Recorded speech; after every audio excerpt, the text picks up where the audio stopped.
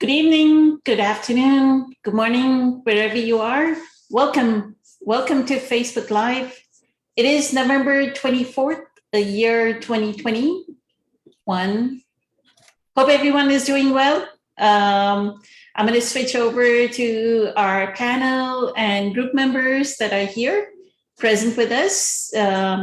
They are with us before what we would call the Thanksgiving Day here in the United States. Tomorrow is going to be Thanksgiving. So happy Thanksgiving to everyone that is celebrating. Enjoy, give presents to your friends and family.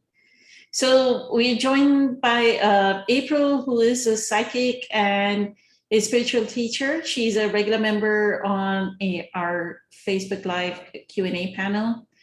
We also have Michelle here. Good evening, Michelle. She is a fellow member, a core part of the core group of meditators here and we welcome her. Thank you, Michelle, for joining. And then we're joined by Ken, who is also becoming one of the regular members on the Facebook Live panel. So good evening, Ken. And then Patricia is here as well. Good evening, Patricia. So, Michelle, did you want to start with your question yourself, or you want me to read it? Michelle had a question, April. Okay, go ahead. Thank you. Yeah, so I'm going to read through it because it's a little long. Okay, so in contemplating the upcoming holiday season, I think this question may be very pertinent in looking at how much importance society places on preparing for the holidays, planning get-togethers, meals, Friendsgiving, Thanksgiving, Christmas parties, tree trimming, trips, and gift giving. So many people stress in chasing this ideal of what the holidays should look like. So much so, people incur huge amounts of stress and financial debt. Then comes January, and there's a huge letdown when reality hits. Back to routine, paying bills, losing the weight, etc. With time, I have learned to approach the holidays with a sense of neutrality, not creating expectations, rather carrying the benevolent feelings during the holidays and throughout the year. I am the first to say that my favorite holiday is Thanksgiving, simply because it's a day to honor gratitude. Then around the corner comes Christmas, Hanukkah, Kwanzaa, which invokes tremendous joy and peace. We all want to experience these amazing divine qualities, but when we hang our hat on all the anticipation regarding the holiday season, aren't we simply letting our collective and individual conditioning run the roost, just to do the same thing over again the next year? Much of this leads to triggering the pain body anyway when things don't go as they supposedly should. There just seems to be so much weight and emphasis surrounding this time of year when we should really carry these qualities always. I know that is what we strive to do to cultivate through our meditations, workshops, and Q&As. For that, I am grateful. Namaste. So I was just curious on getting the panel's thoughts. Thank you, Michelle. April, do you want to get started? Thank you. Well, I think that's an accurate description of what most people go through, most people experience. It is a cultural thing. It is a society thing, not just Christmas, Thanksgiving, but Easter, birthdays, all, we have to do this. But I also think that the part in your statement is true, that when you start approaching it from a different space, then that stress gets reduced. And the key is in what you said is the expectations, having the expectations that everything is going to be just so, we're all going to get together. We're all going to just love each other and be this just big, happy family. Nobody's going to have any disagreements. But I do like the idea that at least a few days a year, we can put our differences aside. We can enjoy each other, spend time together. Christmas for me always Like if I have to go out on Christmas Day or even Christmas Eve, there always seems to be this peaceful energy that is surrounding the planet at that time, not just my city, but it just seems like there's this peaceful energy. So I think that that is the more important thing, is feeling, you know, everybody has a sense of peace and love in their heart at that time. So you mentioned that in your statement. And I like the idea that we can have it should be every day, yes. But I like the idea that globally, we do have a few days where we can be at peace. We can be in love. We can enjoy each other. We can drop those egos and share that love.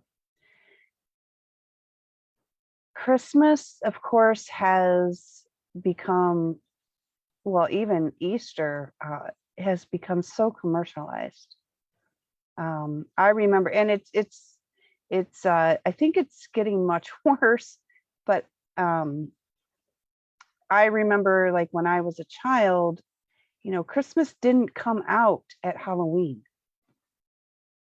And now it does. Now it's out at Halloween. You know, they're putting Halloween in one aisle and Christmas in another aisle. So it is very commercialized, and that is a societal thing. That is but it is because, you know, everybody has, how do I explain this? Like, some people don't like it, don't want it. And then you have those that are like, you know, hey, I'm leaving for Florida, so can you put Christmas out now at Halloween so I can have my Christmas now? So it's more about the judgment you're putting behind it, the expectations that you're putting behind it versus what's happening or what you need to do. So some people are going around complaining because they leave for the winter and they want to do their Christmas and Thanksgiving November 1st. So they need Christmas out at Halloween. Let them have it out at Halloween.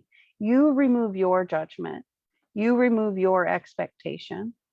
And that's how we heal the planet, is one person at a time, one judgment at a time, one expectation at a time, just dropping that. Let everybody have their, you know, Christmas on November 1st. So I also think that you're kind of hinting towards, you know, like that perfect world that we envision, right? And I can say too, that as there is a tremendous amount of pressure. I have a ton of children and I am at the top of my family. So it's all put on me, but I've learned to kind of fulfill that request without the pressure. So how do I do that? I remove my sense of expectation on me, my personal, like, oh, I have to, and I got to get the latest toy. I don't have to do any of that. But yet I do fulfill the expectation for the family. Like, I'm at the top, the family expects that grandma, mom is going to, you know, be the one that purchased these gifts. And I'm okay with doing that. And I don't put any judgments on it. So if I don't put any judgments on it, then I stay in a peaceful state with it. Does that make sense? Right? It's the expectation and the judgment that I attach on myself. So again, you can have outside pressure, outside judgment, but to me, it's always at the end of the day, it's the judgment you put on yourself that is more critical than the judgment, because people can judge you, but if you don't care, their judgment doesn't bother you, right? Their requirements don't bother you. Their expectations don't bother you if you are not putting that on yourself as well. So that would be my suggestion, is to do what you think that you need to do to enjoy your holidays, but to remove the internal demand, the internal judgment and requirement. And that's what I do. So. Thank you so much, April. And I see that Kelly, our Qigong teacher and spiritual teacher, is here. Did you hear the question, Kelly, or does Michelle? The question was asked by Michelle. So Michelle, you may have to repeat your question. Thank you. Thank you for your response, April. That was wonderful.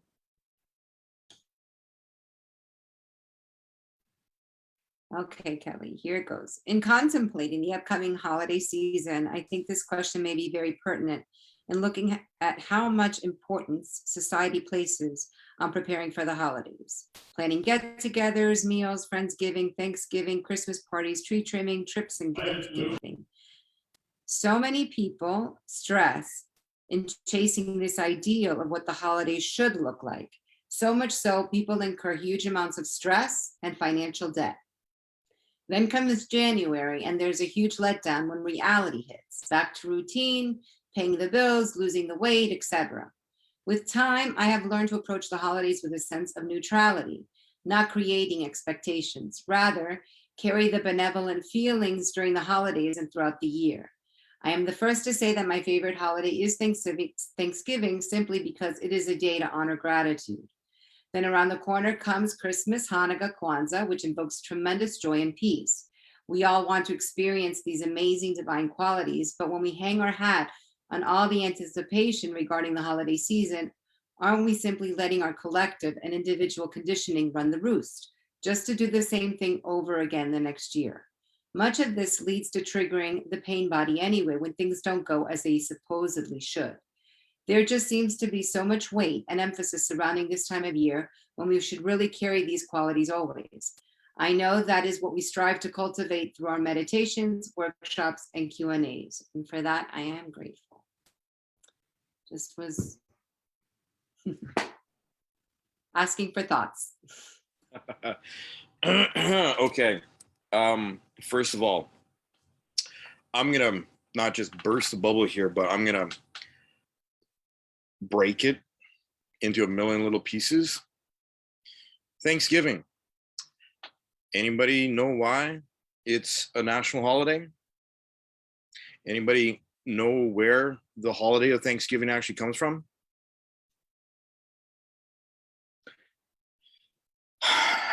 Every single time the settlers destroyed a First Nation settlement, they would have a feast of thanks. Every single time they killed women and children and annihilated First Nations, they would have a feast of thanks and celebrate all the death and destruction. And they would have a feast of thanks. And this is where Thanksgiving comes from. It is not that happy little story about, oh, the natives saved us, blah, blah, blah. No. The reason why it became a national holiday is because there are so many villages being annihilated, so many people participating in the slaughter, that crops were not being harvested and things were not being done in the communities that were destroying the First Nation villages. So by edict of the president, they made it a national holiday. So there's only one Thanksgiving instead of 3 or 4 every week. So that's where Thanksgiving comes from.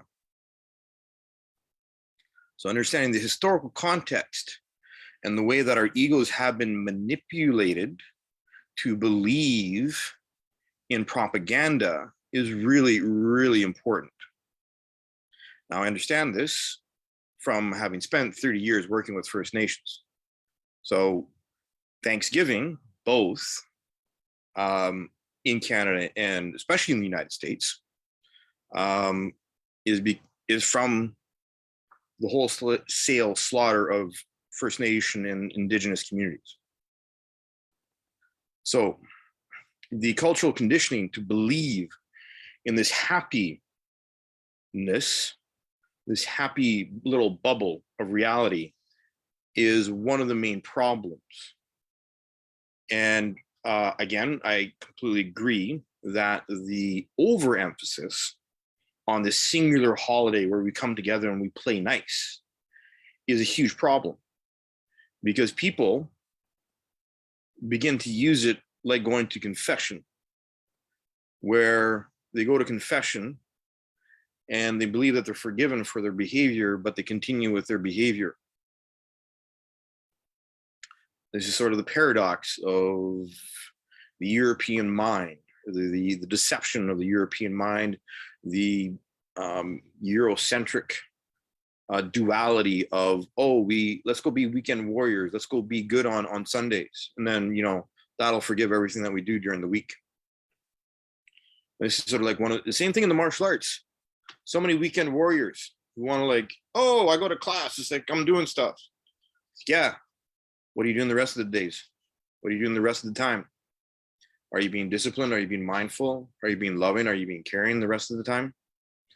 And this is the big conundrum. This is a huge, huge illusion that people buy into, hook, line, and sinker, because they do not want to be responsible. They do not want to be emotionally present. They do not want to accept that they've been bad people, that they've done bad things. They want to be forgiven. People want to be loved. They want to be accepted. So they will buy into and perpetuate this illusion of goodness and playing nice with people on the holidays. So the Thanksgiving thing, you just sort of like, okay, hold on 1 second, because it is such a huge holiday, especially in the States. I mean, my own personal experience is like Thanksgiving, Christmas, birthdays. I've honestly actually been scraping by paycheck to paycheck for the last couple of years. And during COVID, like the first year, I had to declare bankruptcy. So I have nothing to give. I have nothing. I had to let go of that completely, being able to do anything for anyone other than take care of myself, other than being present with my own situation. And that's something that, with my family growing up with huge dinners at Thanksgiving and Christmas, huge, huge family dinners that were, an exercise in reinforcing the family patterns and paradigms of ego attachment to politics and money and this, that, and the other thing, were really boring for me as a child. Although I learned to adapt and I learned to participate so that I could be loved and accepted by my family.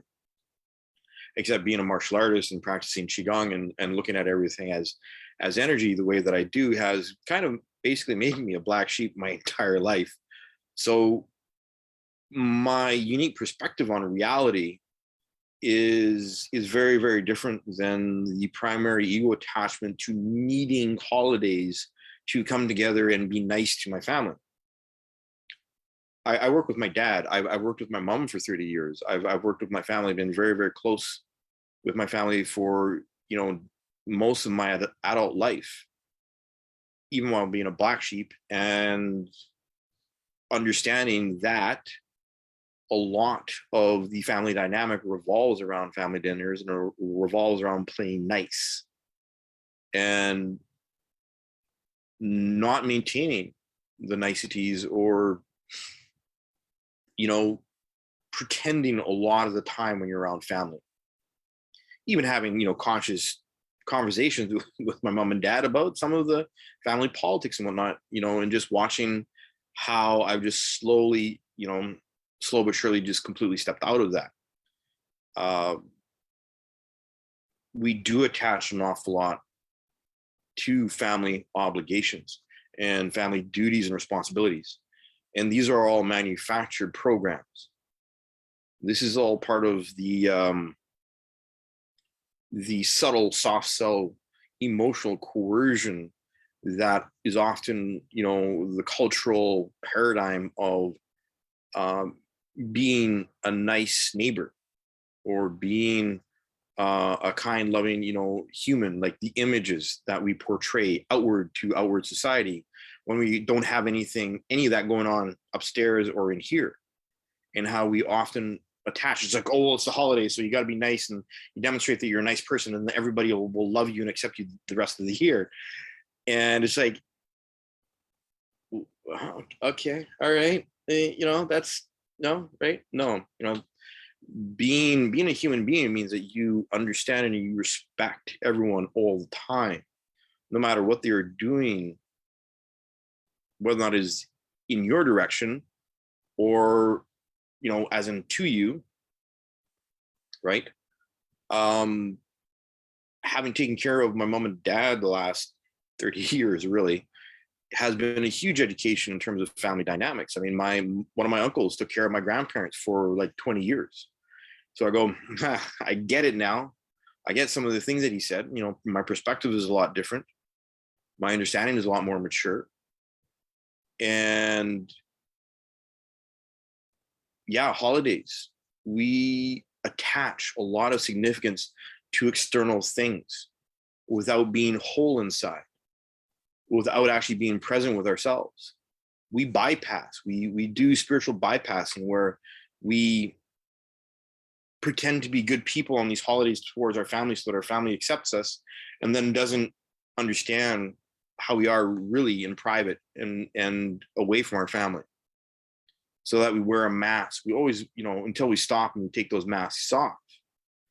It's a hard lesson to learn. It's a hard thing to look at because there's so much emotional energy and investment, ego investment and ego attachment to these holidays as who we are as a culture. And this goes across the board, regardless of what culture you're from, especially religious holidays. Even if you're not quote unquote religious, the energy of the culture, the energy of the society, the country that you are in is a real thing. And we will pretend to be, you know, self-righteous, or we will be self-righteous about participating in these holidays to promote our image of being a nice person or a good person because we're being nice to our family. We're doing these nice things during the holiday. Again, it's like being a yoga weekend warrior or a meditator who only meditates like once a week, or same thing with a martial artist or a qigong practitioner. It's like if you only go to class once a week and you only quote unquote practice or participate once a week, you don't really have a practice. You don't really have a discipline. You don't really understand awareness. And if we're only practicing being nice once a year, you know, what does that say about the culture that we're in? I mean, really. And this is why people incur so much financial debt, is to prove to other people. It's to validate their ego attachment. And we get addicted to the stress. We get addicted to the stress as validation. I really appreciated what April had to say about stepping away from that. Because when you find, especially, you know, I've got kids now, so it's been a whole other learning curve the last few years, but it's also been the same learning curve, how to actually apply that mindfulness in all these new relationships, and in a way that also supports, but does not take away from anyone's space that they are in, right? This is about being mindful. This is about actually being present. The way April explained it was very eloquent, to be perfectly honest. And yeah, like with kids especially, I mean, you have to, if you want to actually be a real adult, you have to be able to do that with kids. You have to be able to demonstrate that you love them, but you also have this space of responsibility. And which space of responsibility would you rather be in? Would you rather be perpetuating the cycle of desire and despair, the ups and downs of the attachment to and the addiction to the stress and drama of feeding into this false paradigm of a holiday and being a good person? Or would you rather teach them how to be responsible and how to be a good person all the time, how to be mature, how to be emotionally present all the time? I mean, that's one of the things that, you know, I had it conceptually, and I've, you know, last few years with my partner and her kids living it makes it a much different reality. It makes it a much more visceral, ever-present reality. And, you know, the holidays, these attachment, these one-ofs, you know, be it Thanksgiving, be it Christmas, they're a reflection of, you know, the diseases of the mind, of attachment and ego separation. And this needs to be looked at. This idea that we can absolve ourselves of all of our quote unquote sins in a single moment and never have to be responsible after that or in between those moments is really the real illusion and the real disease that needs to be addressed. Because being mindful, being present is a discipline. You have to practice all the time. And especially if you have kids. And this is actually one of the things that I'm really growing into and really, really, truly beginning to love, having these kids around me and sharing the space and just waiting to have these conversations. And they've started to really happen the last couple of years. And letting them happen, not forcing, not pushing, not coercing, not manufacturing a false sense of superiority. It's like, well, I'm the adult, I know all this stuff.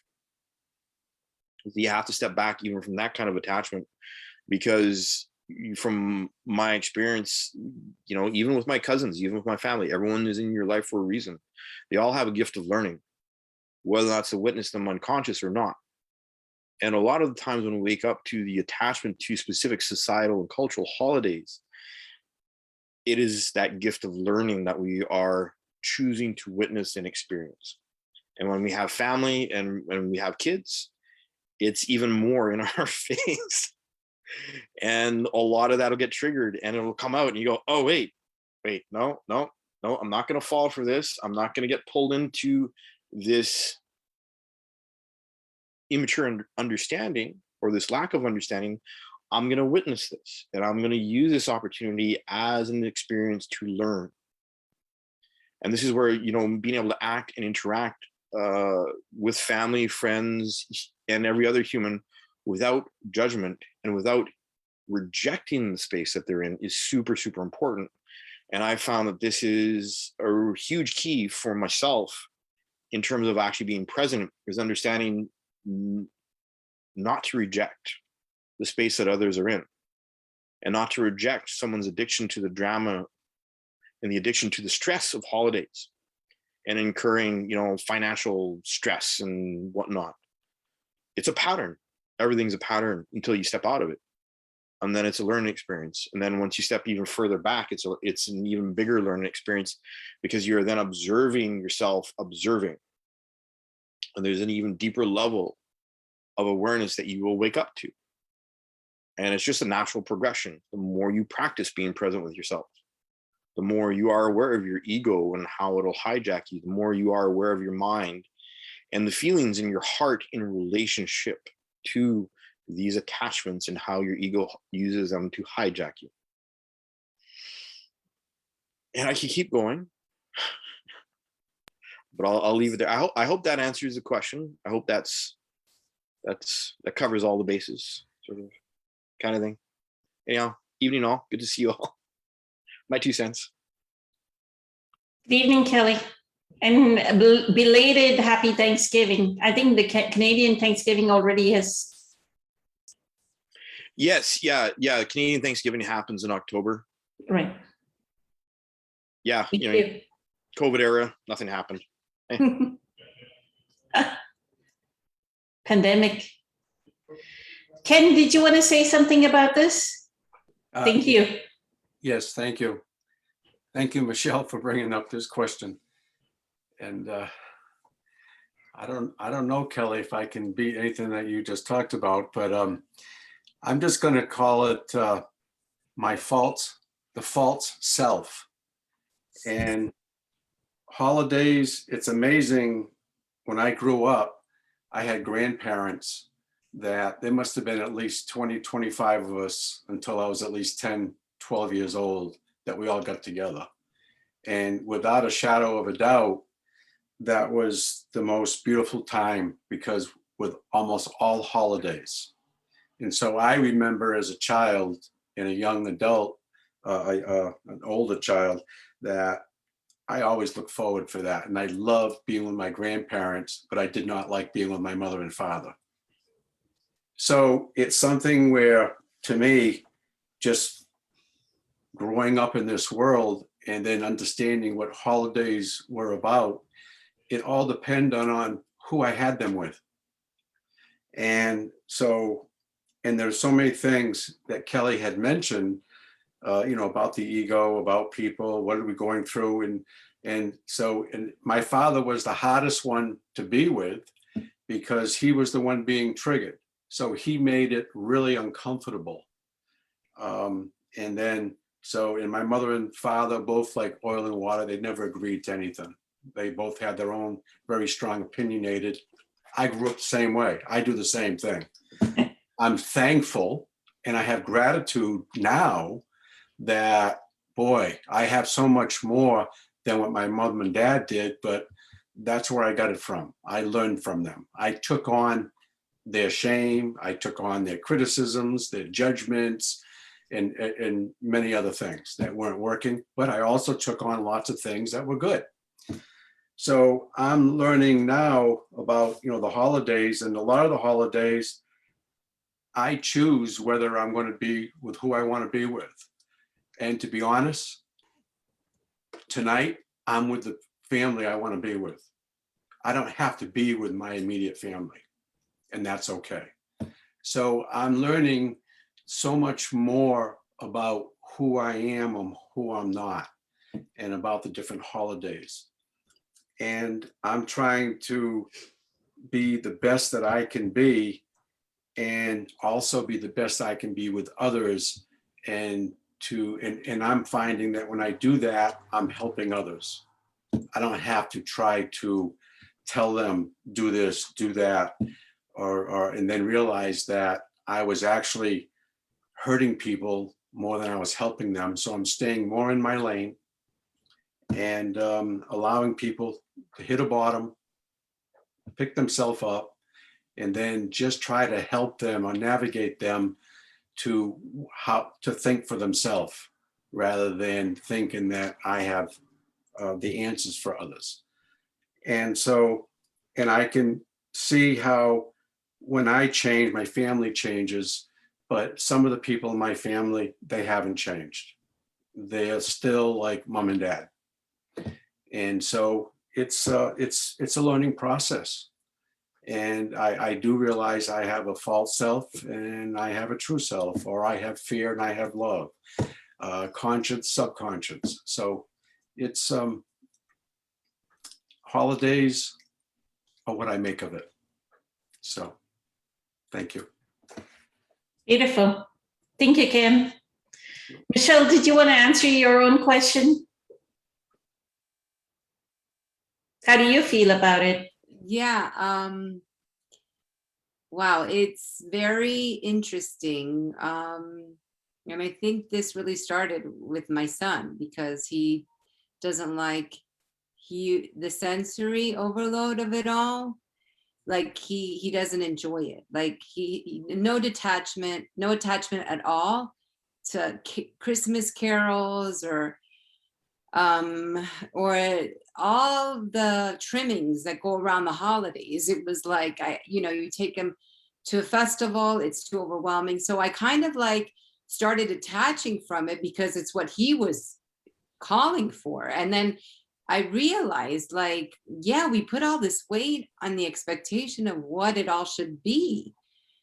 And it isn't. I mean, you don't have, you can choose to participate, and I don't judge anybody, but I have different pockets in my family. It goes from one extreme to the other. So my husband never grew up with the holidays. Like in Cuba, you didn't have celebrating Christmas. You would get together with the family and put a pig in Nakahachina is what they called it, right? And you roast the pig in the back and you drink, and that's what they would do. But it wasn't about all the gift giving and the Christmas tree. And so he didn't grow up with that. So it didn't resonate with him. But his whole family that lived here, that was like, I have one set where it's like the amount of gifts to the children is mind-boggling. And anytime I come into that house, like on Christmas morning, which I've done that, I felt suffocated. It was just too much. And then on my side of the family, we celebrated Hanukkah. So it was like, and I would see my neighbor celebrating Christmas. And when I was young, I wanted like all that. I wanted like the family get together and that whole fuzzy, warm feeling. Like I grew up wanting that. And then I got totally like the opposite. And I would participate with my husband's family and I'd go to his, and then I'd do it with my family. And we'd go like now my granddaughters and my stepdaughter, like they are detaching from the whole holiday thing. And it's very quiet and zen. So it's just so many like different ways of approaching the holidays. And then we're here just kind of in a space where it's just us three, my husband, my son and I, and we're celebrating Thanksgiving and tomorrow. I mean, Kelly, thank you for the explanation because I didn't know that in-depth reason. So that's not obviously what I'm celebrating. I'm celebrating the day of giving thanks, right? And I kind of feel the same thing. We have a holiday in the Jewish religion, it's Yom Kippur, and that's the day that you repent for your sins. And I'm like, why is there a day that you're repenting for your sins where you should be kind of, you know, talking about what you're, you know, you should be self-reflective about what things I've done that I really missed the mark on, right? Why is there one day? Like, why have we been conditioned to say this is the one day we give thanks, or this is the one day that we repent for our sins, or this is the one day that we celebrate the birth of the Christ or the Christ consciousness, right? So it's very interesting, like when we think, and I love the spirit. I mean, I was in chorus in high school and we would sing Christmas carols and I would love the joy of it, the divine of it, you know, just that divine feeling, which is, I think at the end, what people really connect to. But because of the country that, you know, we live in this, right? It's all about, you know, the almighty dollar, right? And so every opportunity to, you know, be able to, you know, businesses grow on it and people have jobs, and I can't say that it's a bad thing, but at the same time, I think anything in an extreme is not good, right? So I think it's about balance. And, you know, I would have loved to be able to say, you know what, this Thanksgiving, I'm going to go to a homeless shelter and just serve, right? So that would be a beautiful way to honor a holiday, right? Is to serve. Unfortunately, with my son, that's rather challenging, but you know, I guess it's to put a different spin on the holidays, to make it less about oneself and always about, you know, what the anticipation of the gift giving and all of that, you know, and to make it more about a feeling. And I just think sometimes because of all the conditioning, it's hard to kind of, you know, get through it all, you know, and get to that space, you know. I mean, I think we're just moving at such a clip, at such a fast pace to get through, right? I mean, I went to like a store, right? Marshall's or a TJ Maxx, and the amount of merchandise in there, I started getting anxious. I had to pick something up. I started getting anxious. There's so many people, so much around me. I had to move away to another part of the store and just like, okay, just take a few deep breaths, you know, and everything, and then it passed. But it was just like, I could feel the energy, the anticipation, like in my surroundings. And I think people unconsciously feel it, but maybe they feed off of it or the expectations of what it should look like. And they just go, you know. And I'm also in a city where right now, like I'm in East Tennessee, so Gatlinburg, Pigeon Forge, everything already, like there's no Thanksgiving. It goes from, like April was saying, it goes from Halloween and straight into like everything's decked out, already decked out after Halloween, on the streets, everything. And so I feel it even more here than in other spaces. But yeah, so I was just curious as to other people's experience, you know, but as of late, like I just kind of like don't put too much stock in it and just carry the feeling of the holiday, but not in the traditional sense. And that's where I feel more comfortable. So. Thank you so much, Michelle. It all depends on how much of an identity do we derive from the celebration. if we are detached, right? Like April was saying, if you're detached, we just do it for the reason that that is a tradition in the home and we just do it. But we remain detached. If there was no celebration, we are okay with it. There was no cooking and large amounts of family, and we were okay with it, then that is Thanksgiving. Like you said, just be thankful for that day, right? Grateful for that day. So you can be this and be detached, and you can be this and be detached. I've not celebrated any of the festivals, or it's been like that's my disidentification, because that's an identity, right? Of being associated with a religion. So I don't celebrate any of my festivals. And initially, the first time that that happens, because it is a time that we offer, especially Diwali, we offer to the goddess of abundance, right? It feels weird, like there's a pull, like as though you're not doing something that you were meant to do, right? There's a guilt in the beginning when you stop the tradition, but then it becomes a normal thing. Year after year, it has become a normal thing that I don't do anything. And now with food, I look at something and I go, this has dairy in it and I can't eat it. This has gluten in it. I cannot eat it. So my steamed potatoes and my spinach soup is still what I have to eat, right? So food is no longer in it, like that compulsion towards let's cook large amounts of food is gone. Like I'm okay with not cooking anything whatsoever. So thank you, Michelle.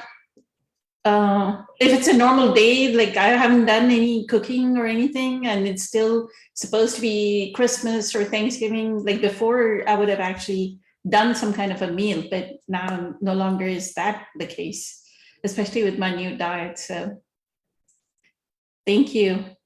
Patricia, did you want to say something about this?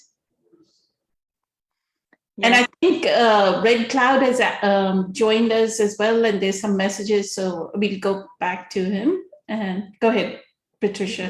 Do you want him to say something first? No, you can go ahead. Oh, I'm just sitting.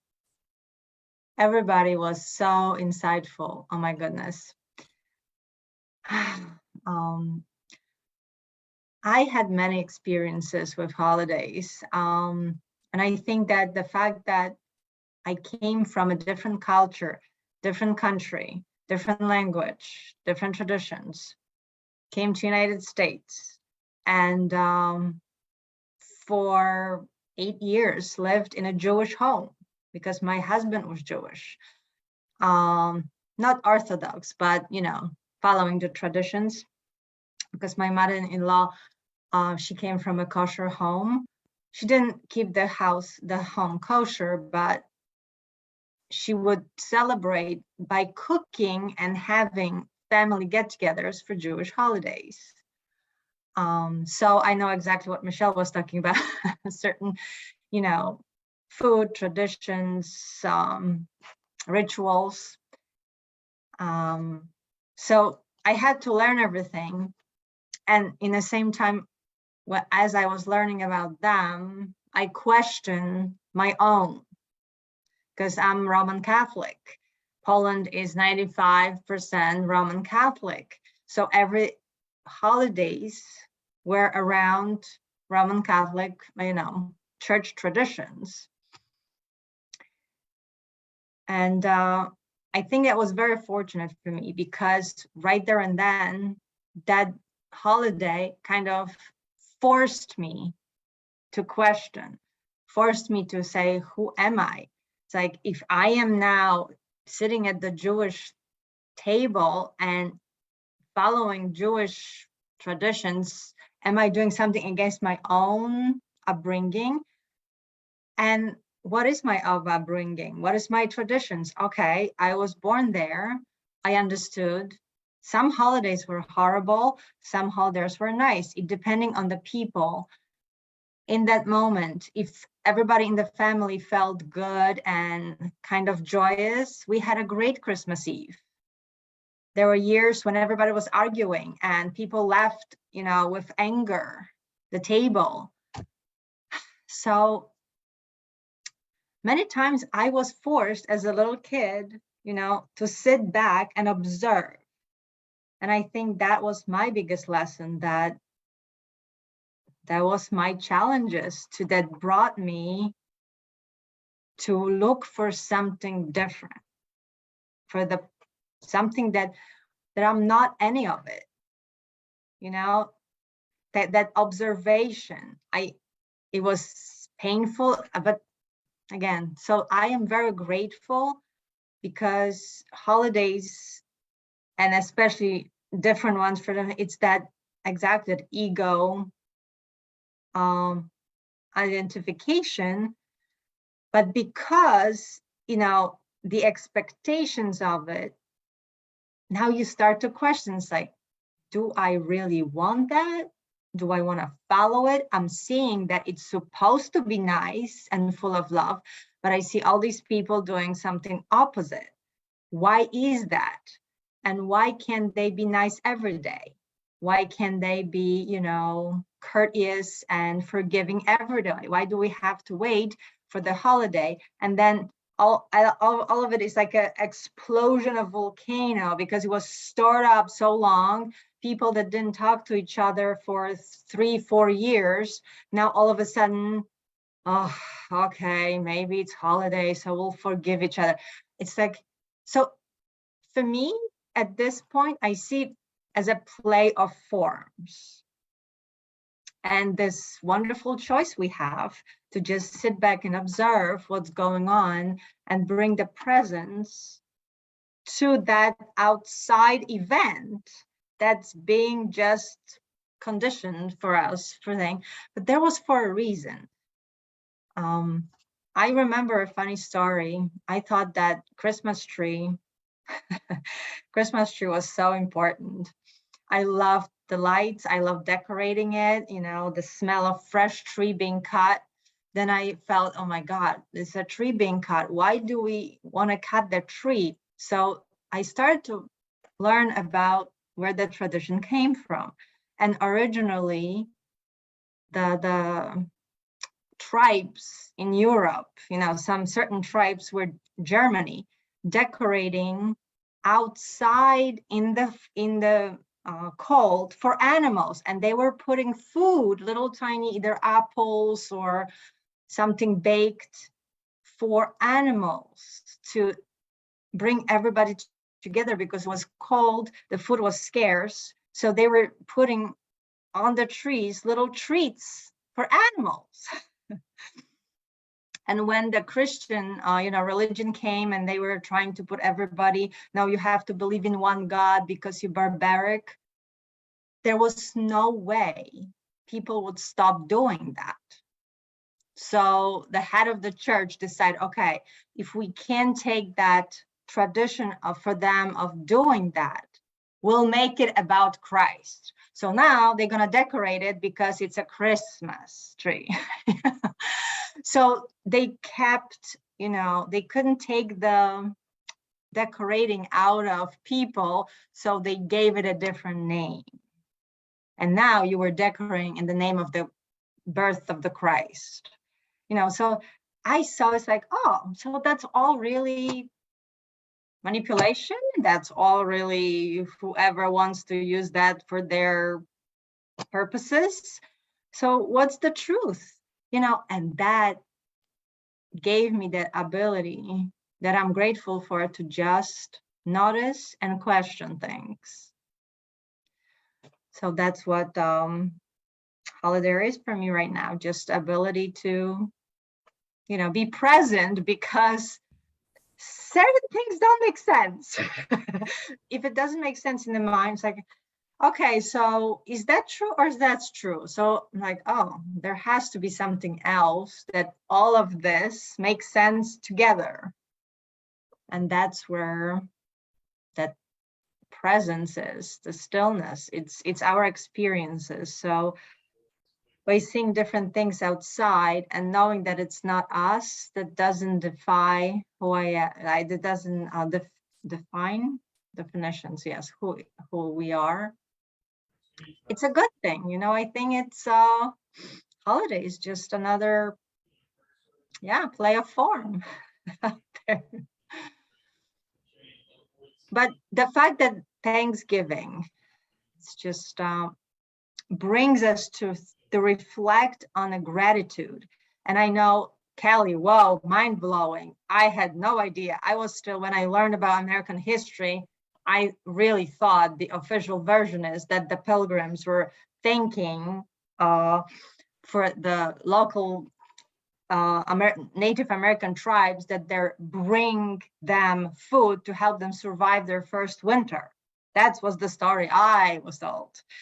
So again, whoa, thank you for that. So the origin of things, and then how things evolve and how people play with it and put their own meaning on it. It means that, well, it's just opinions, different opinions.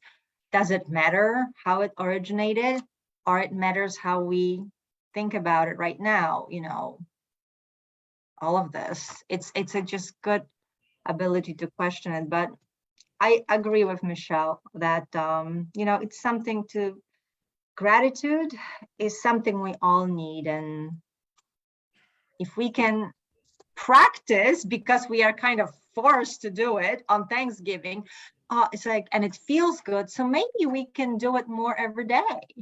You know, for the children, they learning those things, and I'd rather children learn to be grateful than to be hateful, you know, and angry. So maybe it's like those teaching stones, you know, something like words. They're pointers. Holidays maybe are pointers to something greater than the holiday, what we're celebrating, you know, being nice to each other and just being there for each other, seeing each other as human beings, struggling, suffering, going through emotions. And I think it's pretty good. Thank you. Thank you, Patricia. I liked your pointer of it's a play of forms. So Michelle, if they are buying so many things, it's a play of form. They're creating so many things, human beings creating so many things and buying so many things. And it's the play of the present moment, just observe it, give it presence. And it is okay. It is as it is, right? Surrender to what is. So we joined by Red Cloud. Did you have any questions? I know you've been chatting. Good morning. I think you're in Spain or Portugal, right? I think you're on mute.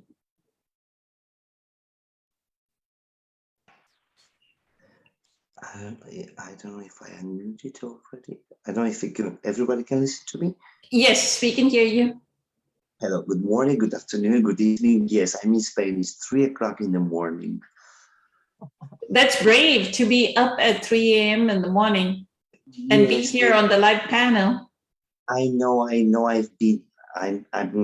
missed a lot of chat and Q&A and everything, a lot of meetings the last times. I mean, I'm still with the road from work. I'm so very sorry. Okay. No worries about that. The question was, because I've seen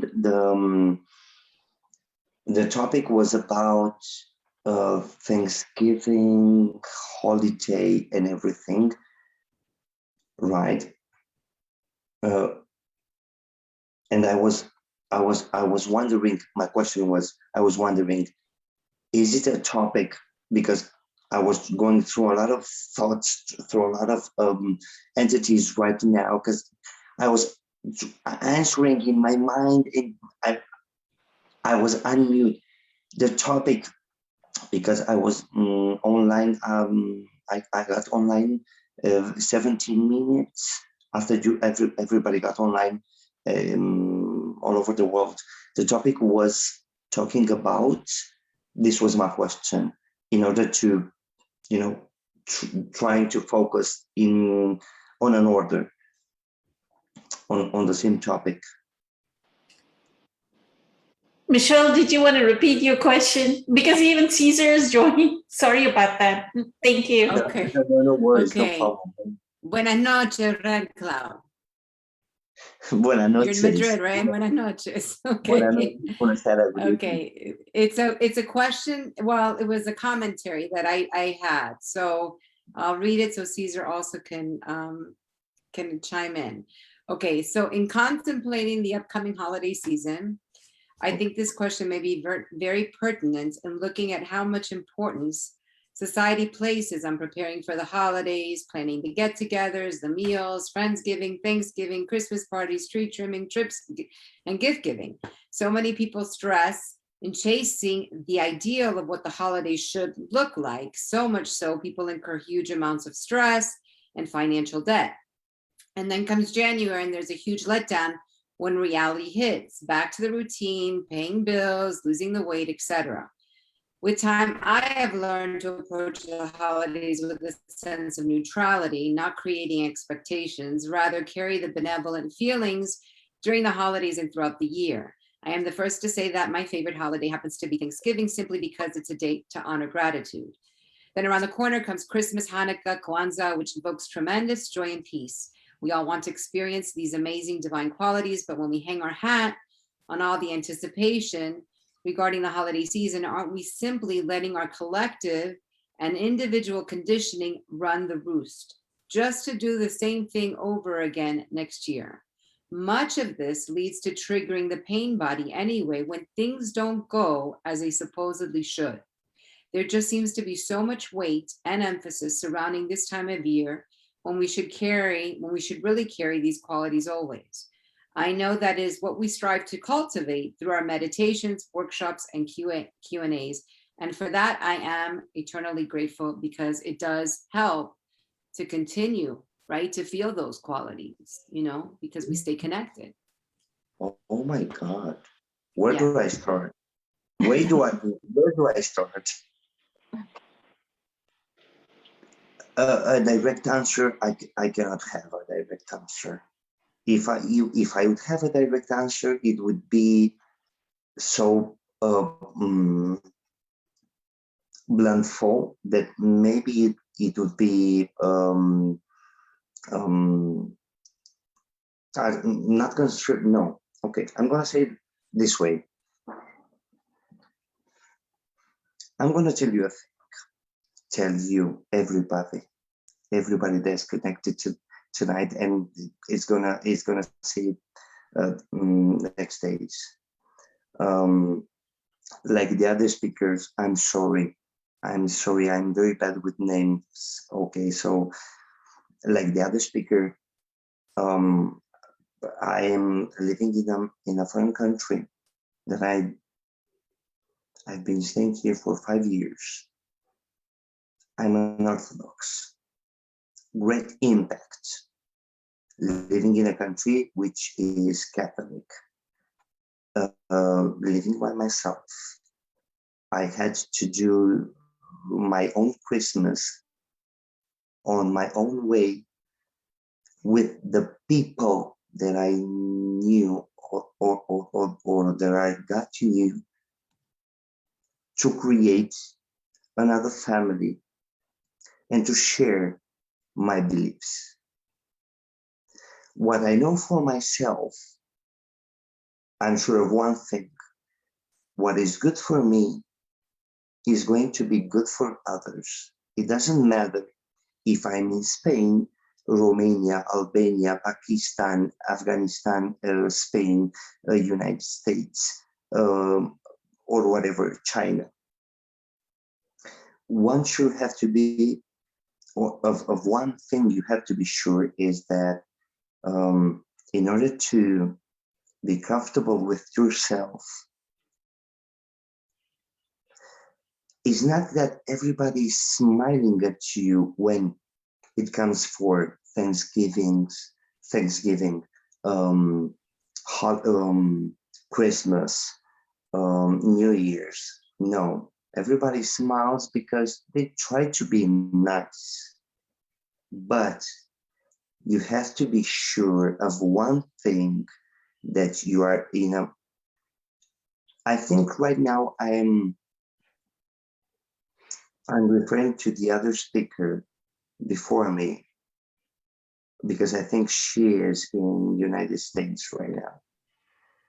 If somebody comes to you right now, knowing that you're a Christian or a pagan or whatever, and comes up to your door or to your telephone or to your text message saying that, hey, I think you deserve this. I think you would like it. Even though I don't know you, should appreciate it.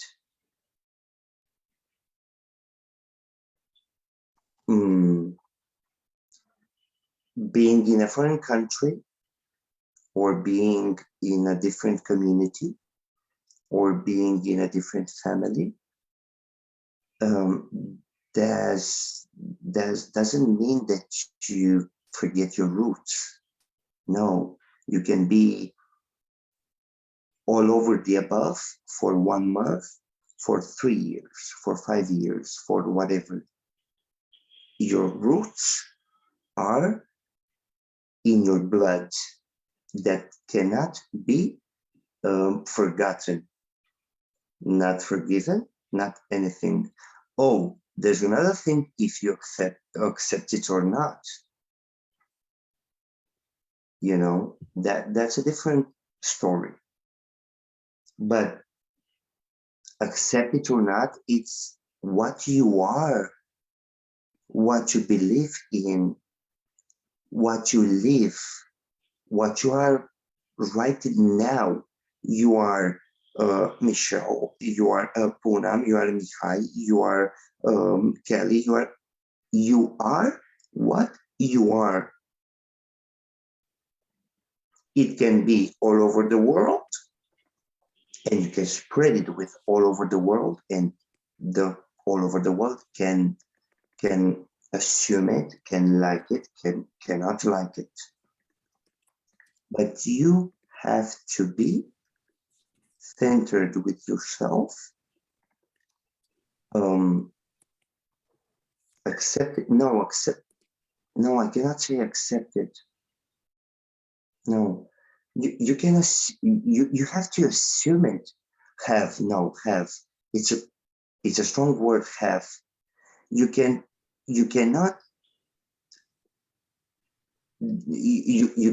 have to assume a thing that you already are.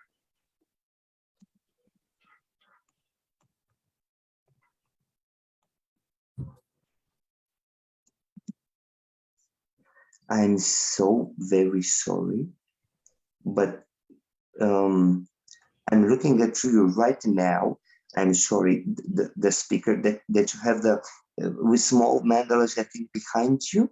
You are really, I think you are really getting it, what I'm trying to say. I'm so very sorry, miss. I don't know what your name. Patricia? Patricia. Patricia, yes. Patrycja, that's my Polish name, Patricia in America. Polish. Yes, I'm from Poland, yep. It's like you all have an energy that you are thinking that the people should be accepting it. No, you have to accept it. No, you have to be with your own self, because you are living the now. If you are not living the now, how can you expect that tomorrow somebody else is going to accept you if you are not accepting yourself right now, in the moment you are? You can be, like I was saying, coming from Poland, from Sri Lanka, from Indonesia, from the United States, from whatever. Life is hard enough. No, hard enough. No, we say hard enough. It's so simple, and it's offering to ourselves so much, but we are the ones who are complicating it. It doesn't matter if it's Thanksgiving. It doesn't matter if it's Christmas, Catholic, Jewish, Islamic, Ramadan, Orthodox. It doesn't matter. We have to offer. No, we have no. I'm sorry. We offer. No, we have. Jesus. God bless you. I heard somebody sneezing. I don't know who sneezed. God bless you. Yeah, so I don't know who was it. Anyway, so with all my blessings, I'm trying to say that we have to be our own selves, living the now, what we have, the good, the best in ourselves. We have to share it.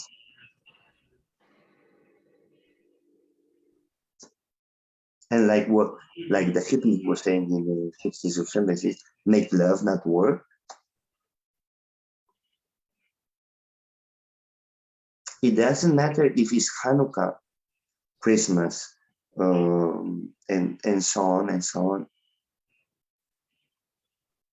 What you have right now, it doesn't matter, poor, rich, we're going to end up the same.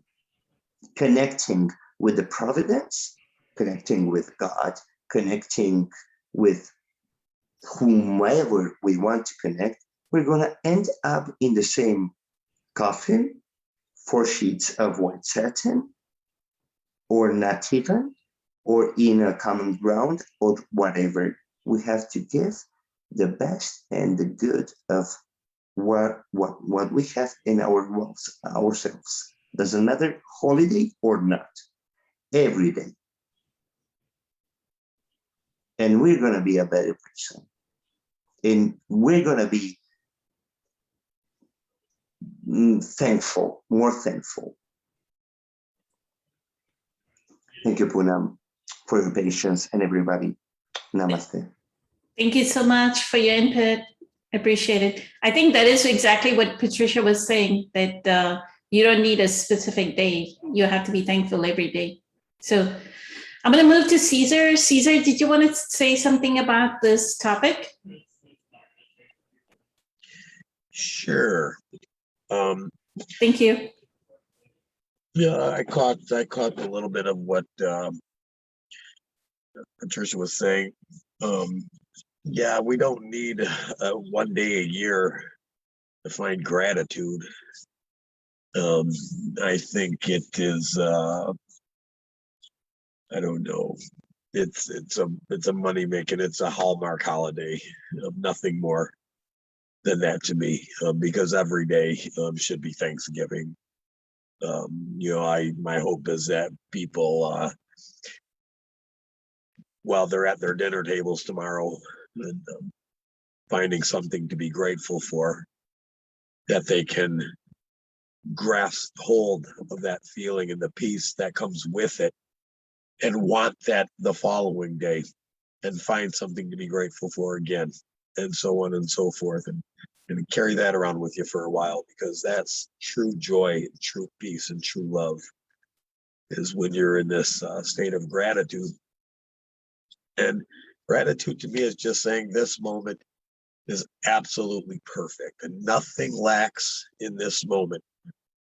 That is true gratitude. You can't say, I'm eating this turkey sandwich, but if it only had mayo on it, oh, it'd be better. But I'm grateful. No, when there's something lacking, you can say you're grateful. And it's your story, tell it how you like. but really you're not very grateful. I'm not saying all the way not grateful, but you can't say I'm grateful, but there are no buts in gratitude. Gratitude means this moment is perfectly acceptable, and I embrace it and accept it 100% as it is right now. Nothing lacks in this moment. That's what gratitude is. Not, I'm grateful that we're all still here together at the dinner table. I'm grateful so-and-so didn't go to jail, or so-and-so didn't die. Find gratitude in the air you breathe. It's really that simple for somebody out there that's maybe just fresh on the course. But this is my message every day to people, is find something to be grateful for. As soon as you open your eyes, take control of the thinker. Don't let that thinking mind start going crazy on you like it does in an unconscious or a sleeping person when they, immediately open their eyes in the morning. It used to be that way for me for years. Thought would rush in and it would carry that type of momentum all day. Just, Eckhart calls it static, and today it is about waking up, being still, finding that awesome feeling of gratitude, holding it for a couple minutes, putting my feet on the floor, smiling, and creating that kind of momentum that jives with gratitude. And then it just becomes like an awe-inspiring, exciting day, moment after exciting moment after exciting moment. And at the end of the day, you can sit down, kick your feet up, and say, what a beautiful, awesome day it was. How exciting. And it really can be like that. You don't have to get caught up in the, in the cultures, or traditions. That's mumbo jumbo. Because as soon as you label yourself as I'm Italian, and this is our culture, this is how we do it, you done lost the essence of life. Because as soon as you label something, you're taking away from it. Tell a child that's a blue jay, and now he'll never know that bird just to be the bird that it is. You've done labeled it, ruined it for him. Instead of just allowing it to be what it is. It doesn't need a name, it doesn't need a label, just as a day doesn't need a title or a label. Thanksgiving, that's a day. Christmas, I celebrated Christmas. I still get gifts for my children, but to me that's the biggest lie ever told. So that's Catholic, Christian thing, whatever. That's the way to go. Tell your kids there's a big fat guy that flies around the world, delivers presents. That's what I want to do. Lie to my kids. That's a hell of a religion for you. But nevertheless, Thanksgiving, it is a time to be grateful. Every day should be Thanksgiving. You don't need one day to feel this immense power of feeling grateful all day, because everybody sure does talk about it a lot on social media. And they do create the momentum, because as soon as they wake up, you can't help but to notice happy Thanksgiving, everybody, on social media. But pay attention to the momentum that it creates within yourself too. And then watch what shows up in your life. What a peaceful, awesome feeling it is to be in this state of gratitude. I just wish that for everybody. Because again, it just says this moment lacks nothing. It is perfect as it is. When something that's so-called bad happens, it happens for a reason. You extract the lesson, embrace it, and move on, get to the next moment. But I'm on the road, been doing 15-hour days for the past month, and today was my last day, and I didn't want to miss an opportunity to tell everybody on this panel, all the members, how truly grateful I am for each and every one of you for allowing me to be a part of this whole thing. I've learned so much this past year, just from the members, from the stories, from listening to everybody speak. And this is a daily gratitude thing for me, and I want you all to know that. And it's not just because it's Thanksgiving. I'm truly grateful each and every day I open my eyes. This is a part of my first thought, because I'm on a journey, and with you people as well. It's like we share that same frequency, that same journey. So I just want you guys to know that I think about you guys daily. And I'm very grateful for everybody and everything. And with that, I'm probably going to get back on the road here. I just wanted to take that opportunity to say that. And I hope everybody can understand that you don't need a day that's called Thanksgiving to be grateful all day long. So with that, thank you. Poonam, thank you very much for having me. Infinite gratitude, Caesar. Infinite gratitude. Thank you so much for making the time. I know you're on the road, so. And I hope to see, now that work's cut off, I'm taking a two-week break. I hope to see you on the Friday meditation. Fantastic. Happy Thanksgiving to you and your family, Caesar. Likewise, to each and every one of you. Thank you very Thank much. you. Very blessed. Thank you. Thank you. Bye.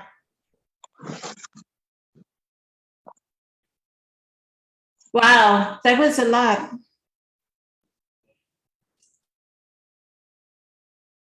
So I was smiling when Ken was talking about triggers. I guess that's a thing that even Eckhart says, right? Like people meet, like he's had talks right before Thanksgiving, like the Conscious Manifestation course Q&A right before Thanksgiving. And he says, oh, y'all are going to have Thanksgiving next week. So be careful of, because the pain bodies, like the same uncle who has the pain body will get triggered.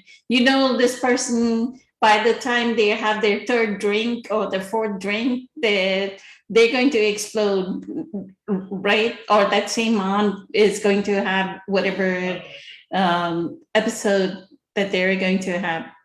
So it's like, that's what we need to have the presence power for, right, Kelly? What do you say? Meeting difficult family members. Any advice on that? Anybody else's actions, reactions, responses have nothing to do with you. Everything that one person does has everything to do with the space that they're in. Unless you understand and you can feel that they are actually present. Dealing with troubled family members, I mean, often the simplest thing is to just listen and, or take space. If, I do not come from a family where a lot of drinking was normal at, gatherings. Maybe some wine at Christmas or Thanksgiving or beers or whatever. I'm not much of a drinker myself, but I have been around a lot of adults who do drink as a child. And, a lot of people will take to expressing either hostility or anger or something once they feel comfortable enough. And people will generally use holidays and family gatherings to vent their frustrations or vent things because they want to control the external world because they're not in control inside and they're not present. And you have to understand that people doing this are acting out of their programming and their patterns and acting out of their pain, and they haven't processed their pain. They haven't been present with their pain and integrated it. And it's never personal. Even if someone, quote unquote, attacks you, that is an illusion as well. Because the attack defense paradigm and concept of reality is actually duality, us versus them. Because in reality, we're all human. We're all dealing with this human learning experience. And anyone who tries to attack you is trying to control their external environment so that they do not have to look inside and be present with their pain. And so they don't have to look at their ego attachments to their pain and their addiction to their pain. So, I mean, the most basic advice is to just not take it personally. And, you'll be physically triggered, you'll be emotionally triggered, you can be mentally triggered. but to step back and to tell yourself and literally have the conversation with yourself, express gratitude to yourself for putting yourself in that situation, to learn, to grow stronger, and to learn how to be more present with yourself. I have literally in front of someone yelling at me and being hostile in my direction, literally told myself, thank you for this learning experience. And to literally do that for yourself. And you don't have to say it out loud. You don't have to share with anyone else what you're doing or why, because this is your own personal space of being present with yourself, and also accepting and forgiving in the same moment that the person who is being problematic, hostile, angry, unhinged, whatever happens, whatever you want to call it, regardless of what someone else is doing, it is always a learning experience. And it is up to us to have the strength of discernment, of observation, of discipline, to stay present with ourselves, to witness the other person's ego at play, trying to control their environment, because that's all that's going on. And that's all that it is. And it can be a bit of a challenge to process that and to accept that at first. But the more you practice stepping back into yourself, being present with yourself, and observing the expression of pain, because that's what's going on. The expression of pain, where people will drink to give themselves an excuse to express their pain because they don't feel safe otherwise. They don't feel that they'll be heard otherwise. So this is an opportunity to actually understand how someone is or is not dealing with their pain. And this is the learning experience, to accept the conscious participation in choosing that learning experience and consciously participating in that learning experience by being present with ourselves. And it's a challenge at first. I know that when I first did this, it was, I'm a martial artist. I know how to hurt people with my bare hands.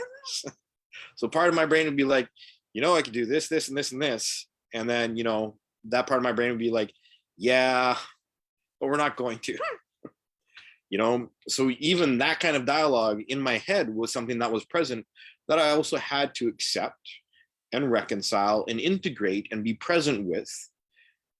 And that is something that actually helped me understand my own response, and then use that to go back inside and to follow it back to the origin of the motivation of even having that thought, having that feeling, so that I could understand how I was or was not being present with myself. So that's an example of a learning experience and how I used it to deal with quote unquote a troubled person. Use the learning experience, the anger that they were showing me, expressing, and using the trigger, the feeling, the physical feeling, the mental feeling, emotional, everything, to learn more about myself. And that's what I do now with everything. At first it's difficult, but understand that anyone who's expressing pain or anger or judgment and is quote unquote attacking you is just trying to control their environment, because they're not in control inside. And it's not personal. It's a learning experience. Like, at a soul level, we've all chosen to be present in that moment. Beautiful. Thank you so much, Kelly. Poonam, can I just ask Kelly a quick question to that? So in that moment, when you were talking about someone, being unconscious and trying to attack you or whatever, Yep. Isn't it also true that it means that our vibrational, maybe that's a message that our vibrational, the energy is attracting that, because maybe we are still having that in us too? Yes and no. No? Yes and no. So there are two answers to that. Yes, people will attract it to themselves because they still believe in it. However, you cannot control other people. You cannot account for other people's attachment to their drama.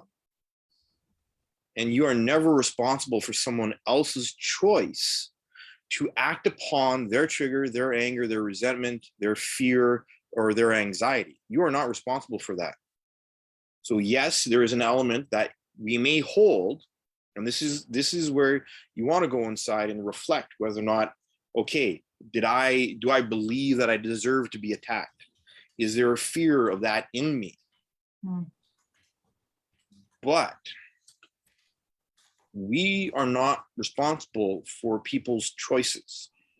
Their conscious participation in choosing to attack you, to be angry at you, to judge you the way that they perceive the world should be, or to find you at fault for something. I mean, obviously, there's, you know, a right way and a wrong way to fill a stapler, right?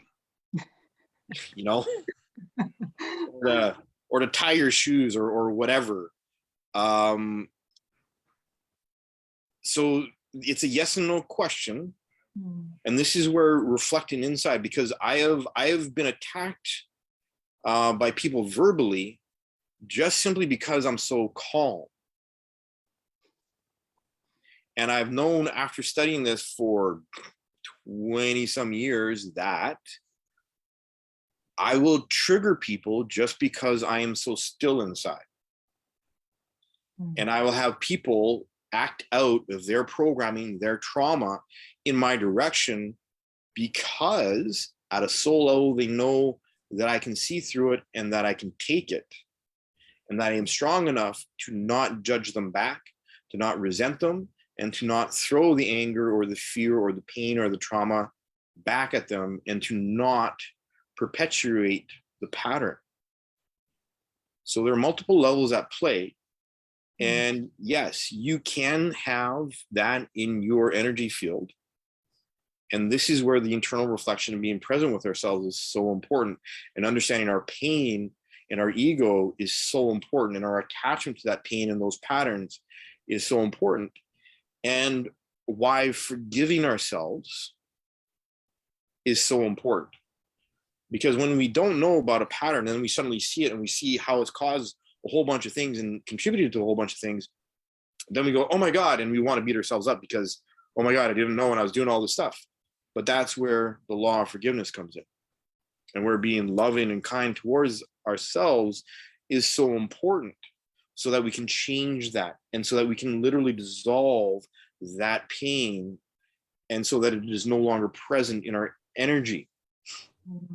What I've experienced too is that when I've done that, is I've had people who would interact with me in the old way, in anger and resentment and fear, continue to try and keep that pattern with me.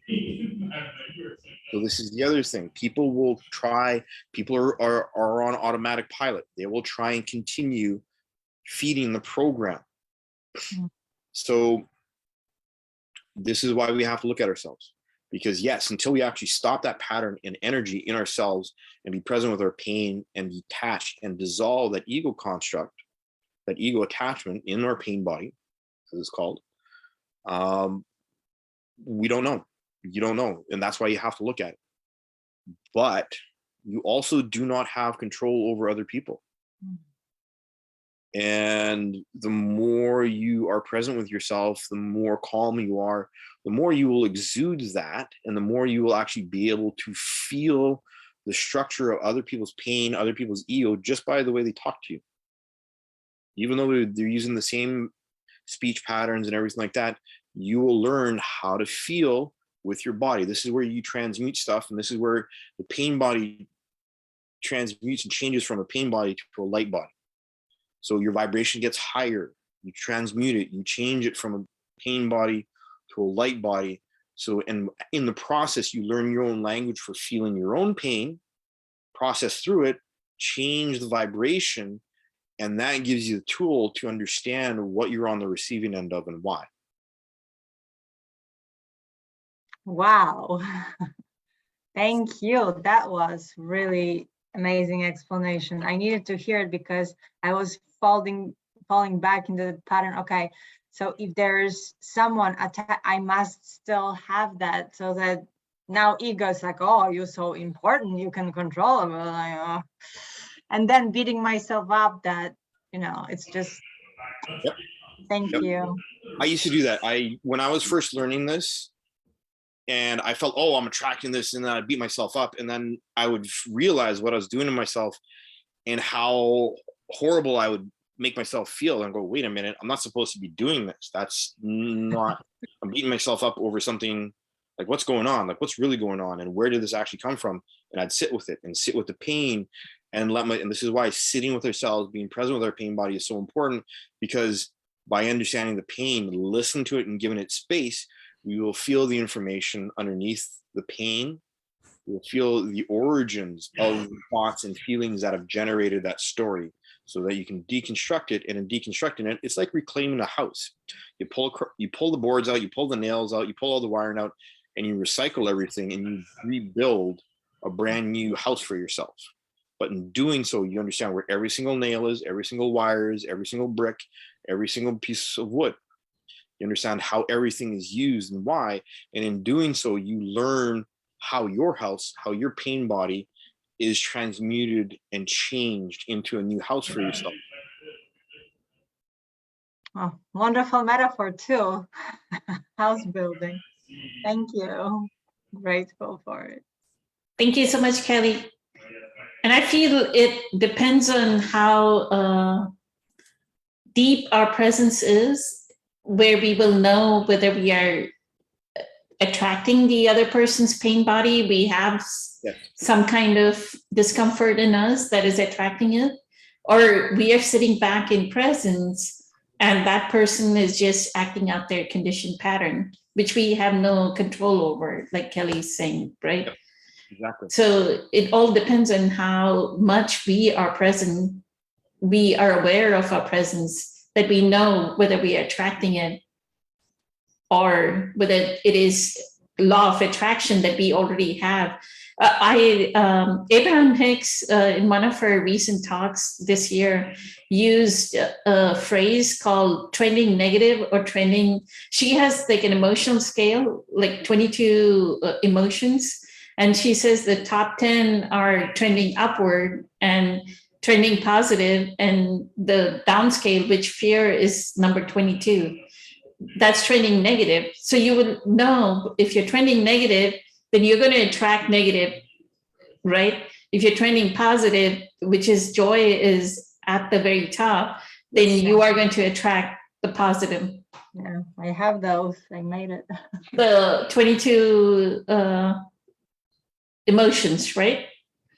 Yes, and you're supposed to go from the bottom ones if you recognize your, let's say, you're feeling that you want to revenge or anger, it's still in the red. So then you kind of talk to yourself and moving up the emotional scale. Yeah, it's like an exercise too. Very useful, because once you're aware of something, you have to be aware first. That's where the present comes. And then you slowly, questioning it, and all of a sudden you find out, wow, you can bring yourself up. The same thing in that same talk, she had an analogy for people who have a victim identity. She was saying, one of her phrases is, right, like the victim identity is almost like you're arguing for your limitations because you want to be stuck in your conditioned pattern of negativity, right? Yeah, that's the emotional addiction to your pain. To your pain. So she says, it's like having a sticky thing on the floor and your shoe is stuck. You can always take your foot out of the shoe, but no, you're going to say, I'm stuck. Like I'm stuck in this negative situation, right? Then she says, okay, if you couldn't take the shoe, leave the shoe there, right? Your inner being can actually take you over the sticky part or jump over it or go around it. But no, our conditioned pattern is to go stick to that sticky part. So you're not stuck, she says, you're just trending negative. That's what she says. Very beautiful analogy of that sticky, that you can always, how many people are wanting that negative emotion over and over? They the ego inflates. They're not realizing that their ego inflates and strengthens itself out of just feeling, oh, I'm a much more miserable person than the other person. Nobody has gone through as much trauma as I have, and nobody has gone through as much misery as I have. Look at me, right? So very beautiful analogy, I thought. Michelle, did you want to say something about this? The triggers that we're wanting everybody to be prepared for the triggers that stay in your presence. You want to say something about it? I don't think I'm gonna be that triggered this Thanksgiving. It's just the three of us. So I'm not Fantastic. facing. Yeah, so it's interesting because the families are getting together back, where I'm from. I mean, hometown, but we're up here. So yeah, it's just, and last year we spent it alone too. So dealing with my own, which I'm fine with. It's not like I'm not, but yeah, oh, you should be with, these large gatherings and but we're mellow, right? So I'm thinking, okay, tomorrow maybe I can do a yoga practice, either in the morning or in the afternoon. It's like my own space, and maybe I can, get Go to for a walk. Sunset Rock or go out and see, a beautiful sunset, nearby. And so, it gives me space to do those kinds of things, and it's a beautiful way to celebrate, and giving gratitude for this beautiful place we call home, right? Earth. So yeah, so I'm fine with it, and yeah, and so my families are getting together, and maybe we'll Zoom or whatever and back home, and that's okay, so it took me a while to get more comfortable. I mean, there was a lot of stress between my husband and I, because he's like a hermit when it comes around these times a year. He likes to be doing his own thing and no expectations, and I don't want to plan, and so sometimes we'd have to split our times, and I'd have to go to my family and then his family, and it became this big thing, and then Joseph in the middle not feeling it. And so I think it's almost kind of better. My son is more centered and in a better space. He doesn't miss it, and I'm he just said, I want to go home. So it's kind of totally the opposite of what most people's experiences around the holidays. So, but thanks for the conversation, because I definitely enjoyed listening to everybody's perspective on it, and certainly learned a lot. So The path of least, wonderful. the path of least resistance. Yeah. The yeah. art of allowing. You're allowing the moment to Absolutely. be- The art of letting go. I'm a big Kenny Loggins fan, not of the popular side, but he has a lot of other music. And there's one song that he has in one of his albums, I forget which one is this, The Art of Letting Go, letting go of it all and surrendering to it, and just, so yeah. Michelle, there's also the Beatles songs, Let It Be. Oh my God, it's one of my favorites. If that's my karaoke go-to song. If I'm on karaoke, that's my karaoke go-to song. I love that song, Let It Be, Let It Be. We have a lot of similarities, Patricia. My grandparents were all born in Poland. Oh, really? Yes, yes. That's so wonderful. Yeah, very interesting. Yeah. So. Yeah, I mean, as we talk, I could find similarities with all of you, and it's very specific with each one, but it's amazing. It's like I'm discovering pieces of myself. They're coming back to me. Yeah. Thanks to all of you, manifesting all of it. It's amazing. Thank you. So I'm grateful for this group and Poonam for organizing it every Wednesdays, and the meditations on Fridays. It's the amazing workshop that we just did. Everything came in that timing. Timing is amazing. It's wow. The universe is there for me somehow. Universe is working in your favor. Michelle, what I was going to say is, in the fact that the way the choices that your husband and son make, planetary intelligence through them is saying, Michelle, slow down. Get in touch with your inner being. Look how much more time, instead of spending time with 30, 40 people and just consciousness being spread out, now you can give presents to yourself.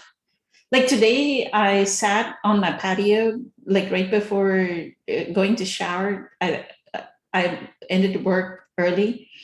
So I sat on my patio and I just watched there's a tree, and the tree here, the trees don't go fall colors.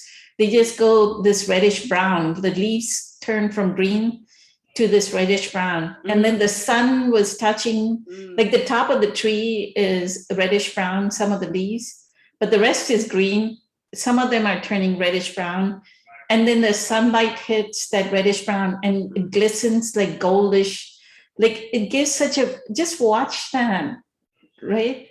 Is a joyful experience. What more do we need, right? We don't need these elaborate meals. We don't need high cholesterol, high fat, sugar diet, right? We don't need any of that. And life is okay. Life will continue after Thanksgiving. One of the things, one of my hairstylists used to be this way, like all year long, he would be waiting for Christmas, right? The moment Christmas was over, he would be like deflated.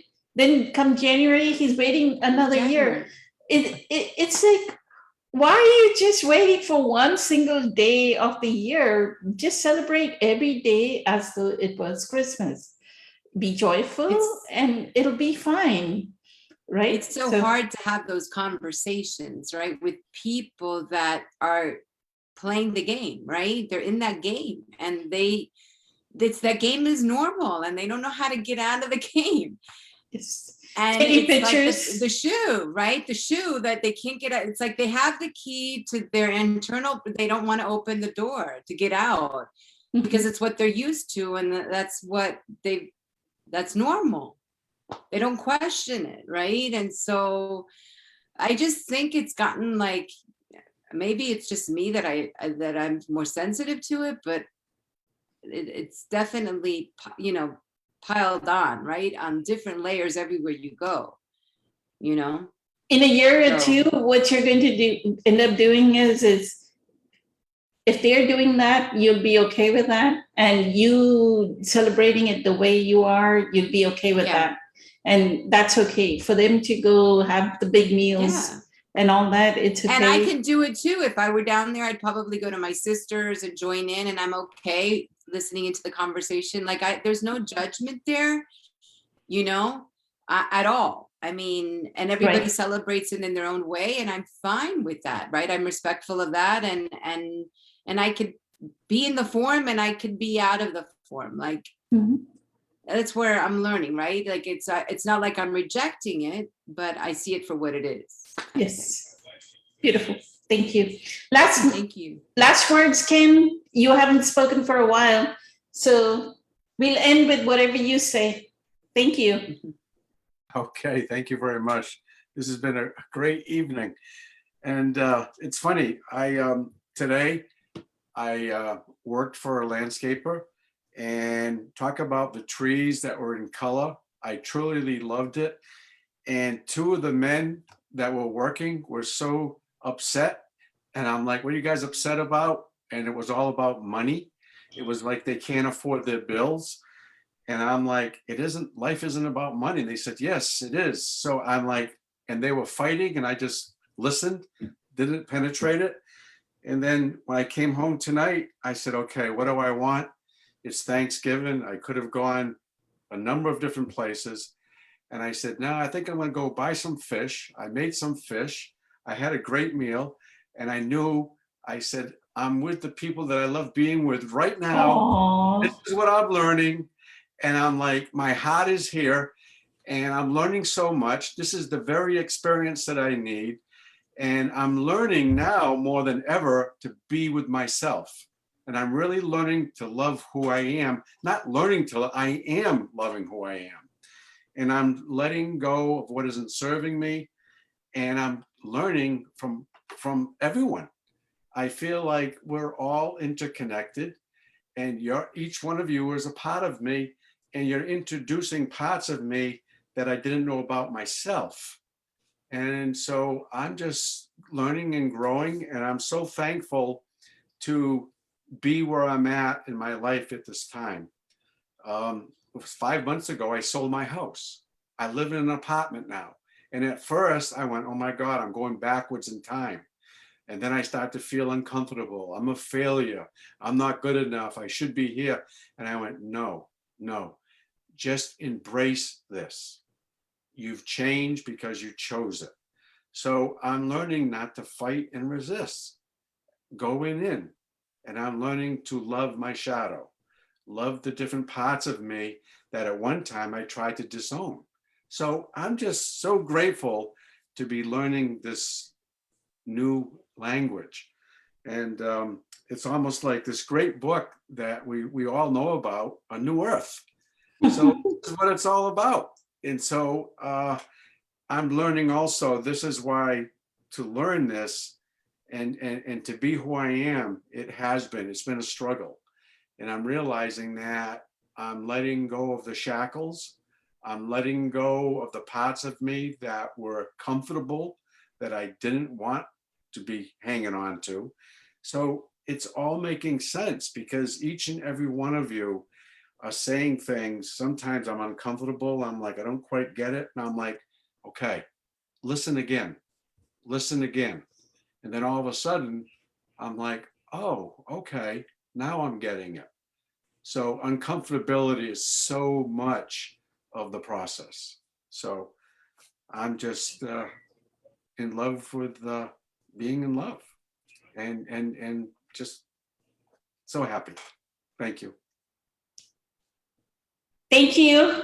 Eternally grateful to all of you for being here, and Cecile and Christina and Mike, Edith, all of them are online. So grateful to them for making it this evening or morning for them. Some of them are in the morning and it's very late in the night for Christina. So infinite gratitude and happy Thanksgiving to everyone. Have a fantastic week.